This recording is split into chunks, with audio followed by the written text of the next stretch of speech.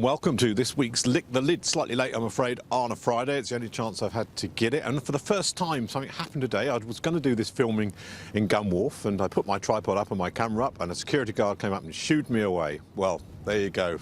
An historic event for Lick the Lid. Actually, all my stuff I've never been told to take my tripod and run. Anyway, this is a good location where we are. I've got HMS Warrior behind me, one of the oldest Royal Navy ships around. And actually, to my left, you can just about see the one of the islands of the newest commissioned warship in the Royal Navy, and that's HMS Prince of Wales. It had its commissioning ceremony this week. So the oldest and the newest. So a little bit about, you probably all know about the Prince of Wales, a little bit about HMS Warrior. It is a 40-gun steam-powered armoured frigate built in the Royal Navy, 1859 to 1861. She was a named ship of the Warrior class. Her sister ship, HMS Black Prince, were the first armour-plated battle cruisers that the Royal Navy had. It was actually brought about because the French were bringing them out already, and we needed something to combat that. So that's why we have HMS Warrior around there. When she was decommissioned, she served as a store ship, a depot ship.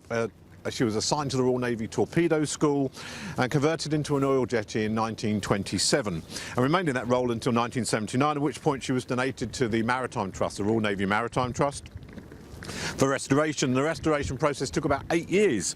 Many of the features restored or renewed, and now you can go and visit HMS Warrior.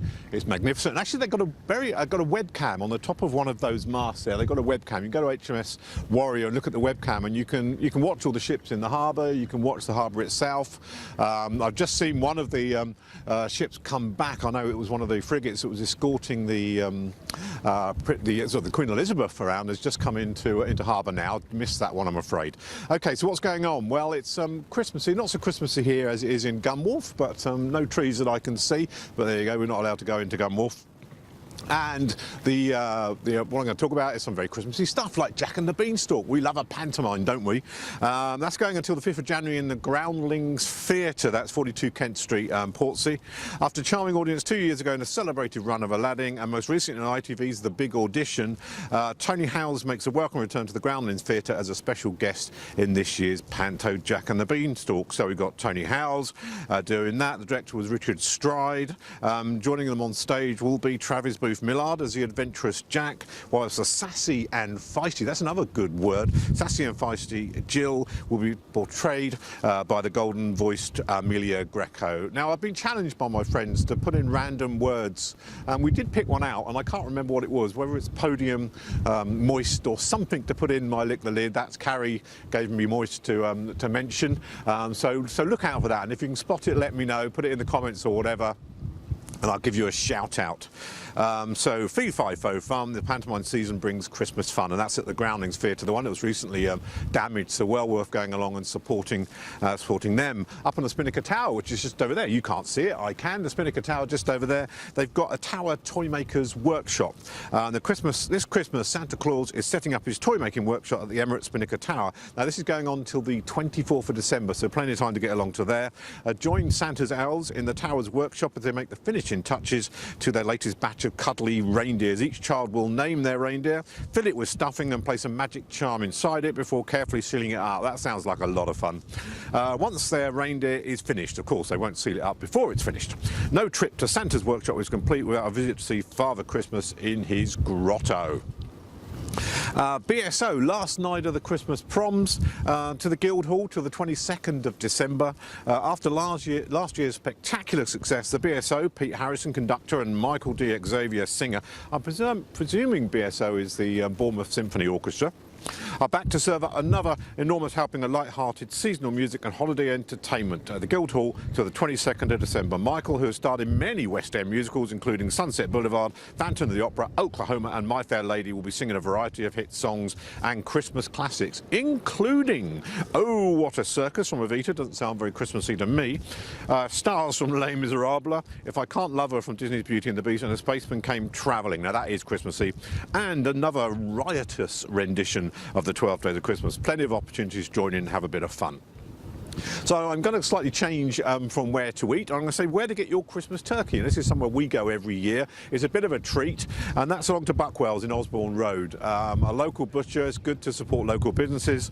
John and Helen Buckwell welcome you to their award-winning butcher shop, Buckwell's of Southsea. Family business since 1987. Buckwell's of Southsea imbues, there's a good word, a spirit of traditional quality with a commitment for excellence and innovation. This unique mix has helped make Buckwell's one of the best butchers in England. They do some really good stuff in there. I know it is a bit pricey, apologies to those for that, but for a treat it's quite good to go in there and support the local butchers. They do game, they do all kinds of stuff, and not only that, one thing they'll give you that the supermarkets won't do is a lot of very good advice on how to cook, you know, what to do with the joint, etc., and they're always willing to help, and if there's a joint you want, even make it up for you. So I will go along. That's John and Helen Buckwell. I know always a lot of festive cheer in there. In the news, well, today is the day after Election Day and there's a lot of stuff going on, and I was going to mention that, but I'm not going to do that. You're probably sick to the back teeth with election stuff, so I'm going to talk about a fearless woman who was chased by a group of men who were attempting to break into a property before they turned on her with a crowbar. Brave Michelle Miller revealed she disturbed 5 blokes in her garden last night who appeared to be planning a burglary on a house in Havant Road, Farlington. But rather than hide or call police, the have-a-go hero confronted the males who she chased around the front of the house before one of the gang lashed out of a crowbar. 4 blokes with crowbar, 1 woman, and they were frightened off. That just goes to show the calibre of these people that are doing this. When I say 1 woman, I don't mean that lightly. What a brave, fearless person who did this. Michelle posted that on Facebook. The angry woman is now seeking justice and is calling on people to find the perpetrators. Police have launched an investigation and will be conducting patrols and inquiries in the area. So well done, Michelle. You know, a bit of good news. She managed to frighten them off, and that's great. Let's hope these people have learnt their lesson. So I will say goodbye from this whisty and blundery, I was going to say it. It's blustery and windy, just by Portsmouth Harbour. I've got Spinnaker Tower there, Prince of Wales and Warrior behind me. Beautiful location. Take care, everyone. I will do another one of these, try and do it a bit earlier next week. Do look out for the podcasts. I do with Lou and Southsea at Southsea Folk. That's southseafolk.podbean.com. The podcast, we did one last week, and that was Tim and Mark Fark, and did those for that. And so keep an eye out for those ones. They'll be coming soon. Download them, have a listen. They're pretty good. So wherever you are, whoever you're with, whatever you're doing, and whoever you're doing that with, have a brilliant time. Lots of festive cheer. Take care. Speak to you soon. Goodbye.